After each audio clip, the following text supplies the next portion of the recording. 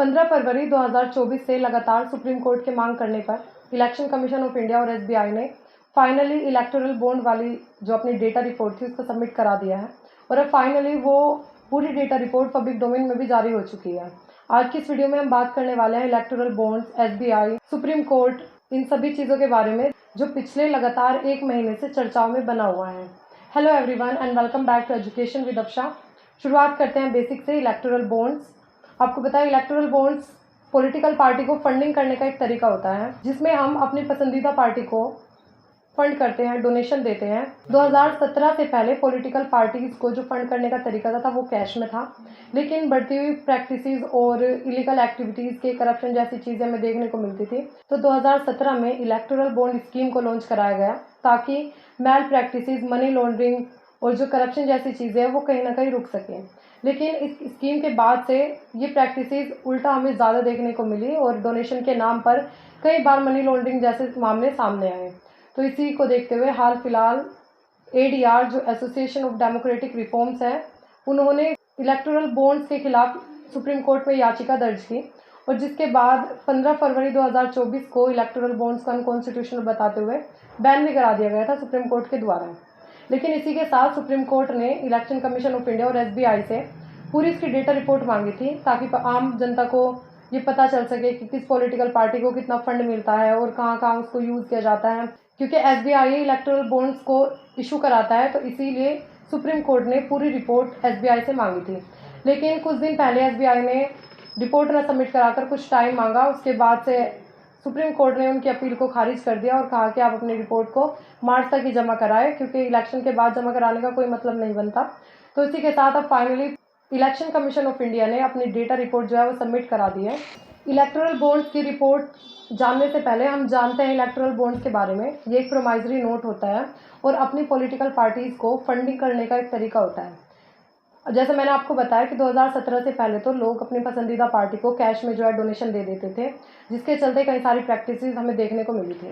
लेकिन उसके बाद 2017 में इस स्कीम को लॉन्च कराया गया और इसमें यह था कि आप अपनी जिस भी पॉलिटिकल पार्टी को फंड करना चाहते हैं या फिर डोनेशन देना चाहते हैं वो कैश में ना कराकर पहले एसबीआई जाइए। वहाँ से एसबीआई आपको एक इलेक्टोरल बॉन्ड, एक प्रोमाइजरी नोट की तरह वो इशू करा देता था जितने भी अमाउंट के आपको खरीदना होता है उसके बदले, मतलब आप अपने अमाउंट को एसबीआई को दे दीजिए, बदले में वो आपको इलेक्टोरल बॉन्ड दे देता था जिसमें आपकी पूरी इन्फॉर्मेशन जो होती थी, यानी जिस पॉलिटिकल पार्टी को आप डोनेशन देना चाहते हैं प्लस आपकी जो पर्सनल इन्फॉर्मेशन होती है वो पूरी तरह से गोपनीय रखी जाती थी। और फिर आप उस प्रोमाइजरी नोट को अपने पसंदीदा पार्टी को जाकर डोनेशन कर देते थे।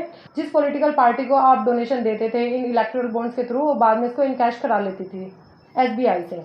तो ये तो था इलेक्टोरल बॉन्ड का प्रोसीजर। लेकिन एडीआर ने जब से इसके खिलाफ याचिका दर्ज की थी, सुप्रीम कोर्ट ने इस पर पूरी इन्वेस्टिगेशन की, जिसके बाद इसको 15 फरवरी को अनकॉन्स्टिट्यूशनल बताते हुए बैन कर दिया था। जो इसकी रिपोर्ट सामने आई है वो इस प्रकार है। इस रिपोर्ट में जो आया है वो ये है कि 22 फर्म्स ने मोर देन 100 करोड़ से भी ज़्यादा डोनेशन इलेक्टोरल बॉन्ड्स के थ्रू दिया है, जिसमें अगर हम हाईएस्ट डोनर्स की बात करें यानी 10 जो इसमें हाईएस्ट डोनर्स है वो इस प्रकार है।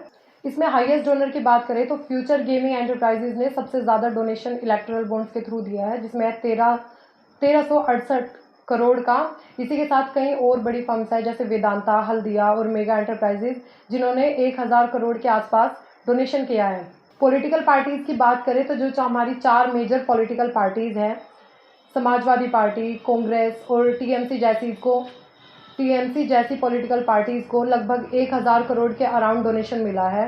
यानी इसमें अगर स्पेसिफिकली बात करें तो टीएमसी को 1092 करोड़ रुपए का डोनेशन, कांग्रेस की बात करें तो 1122 करोड़ और समाजवादी पार्टी की बात करें तो उसको 14 करोड़ रुपए का डोनेशन इलेक्टोरल बॉन्ड्स के थ्रू मिला है। इसी के साथ बीजेपी सबसे हाईएस्ट पॉलिटिकल पार्टी है जिसको सबसे हाईएस्ट नंबर में इलेक्टोरल बॉन्ड्स से डोनेशन मिला है, जिसका अमाउंट की बात करें तो वो लगभग 6500 करोड़ का है। इसी के साथ बहुत सारी वेबसाइट्स ऐसी है इसमें जो मीनिंगलेस है, यानी वो ओपन नहीं हो रही है और उनके थ्रू 100 करोड़, 45 करोड़ और 40 करोड़ जैसी अमाउंट्स में इलेक्टोरल बॉन्ड्स के थ्रू डोनेशन किया गया है।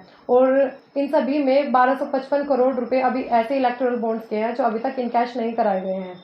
ये तो इस रिपोर्ट के बारे में बात हुई। हालांकि सुप्रीम कोर्ट अभी भी इस रिपोर्ट से, इस डेटा से पूरी तरह से सेटिस्फाई नहीं है, क्योंकि इस रिपोर्ट में ये तो बता दिया गया है कि भाई किस पॉलिटिकल पार्टी को कितना पैसा मिला है, लेकिन वो डोनेशन, वो इलेक्टोरल बॉन्ड्स कहाँ से आए हैं, उसकी जो मतलब परचेजर्स का जो है वो ओरिजिनल, कोई भी इस तरह की कोई ओरिजिनल इन्फॉर्मेशन उसमें नहीं प्रोवाइड की गई है। और ना ही एक जो अल्फा न्यूमेरिक कोड दिया जाता है हर डोनर के साथ, वो उसमें मिसिंग है। और इसी को ध्यान में रखकर इलेक्शन कमीशन ऑफ इंडिया को दोबारा से सुप्रीम कोर्ट ने लताड़ लगाई है और कहा है दोबारा से इस मामले पर 18 मार्च को सुनवाई होगी। और इसमें सुप्रीम कोर्ट ने इलेक्शन कमीशन ऑफ इंडिया से पूरी फुल फ्लेज रिपोर्ट मांगी है, ताकि विद अल्फा न्यूमेरिक कोड्स, ताकि कितना पैसा यानी कितना डोनेशन कहाँ से आया है, किसने मतलब किस कोऑपरेटिव्स ने, कितने फंड्स ने उसको डोनेट किया है, इन सब की जानकारी पब्लिक डोमेन में भी अवेलेबल कराई जा सके। अभी तक के लिए इतना ही। 18 मार्च को दोबारा से इस केस पर सुनवाई है सुप्रीम कोर्ट में, और सुप्रीम कोर्ट क्या फैसला लेता है उससे भी मैं आपको अपडेट करा दूंगी। अभी तक के लिए इतना ही। मिलते हैं हम अपनी अगली वीडियो में। तब तक के लिए आप चैनल को लाइक कर दीजिए, सब्सक्राइब कर दीजिए। Thank you.